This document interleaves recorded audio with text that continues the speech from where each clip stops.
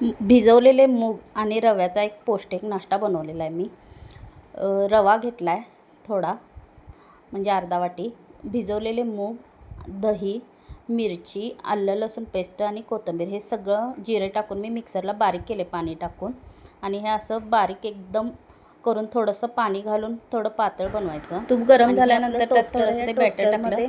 एकदम पातळ टाकायला पाहिजे होतं पहिल्यांदा. मी पहिलं जे हे केले ते मी घट्ट केले. हे करायचं आहे. मी पहिल्यांदा हे मुलगीला द्यायचं होतं, त्यामुळं मी तूप टाकले त्यामध्ये. आणि एक सँडविच जसं करतो त्या पद्धतीनं ते मी बॅटर ओतले. आणि हे थोडंसं जाड झालेलं, आपण थोडंसंच टाकायला पाहिजे होतं, पण मी ज्यावेळी दुसरं केलं ते मी पातळ केले. हा थोडा जाड झालेला, पण हे पण व्यवस्थित झालं.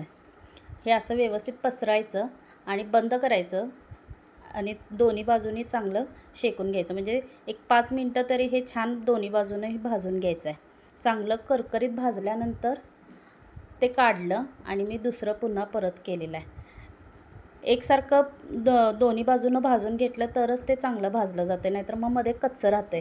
कारण पहिल्यांदा केलं ते थोडंसं कच्चं लागलेलं, म्हणून मी परत ते भाजायला ठेवलं.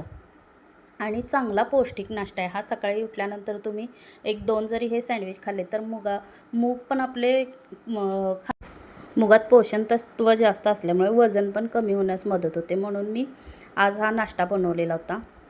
रोज एक वेगवेगळे चिले खायचे, पण हा पण असा वेगळं काहीतरी करून बघितल्यानंतर हे पण छान झालेलं. थोडंसं दही घातल्यानंतर एक चव टेस्ट त्याची वेगळी येत्या.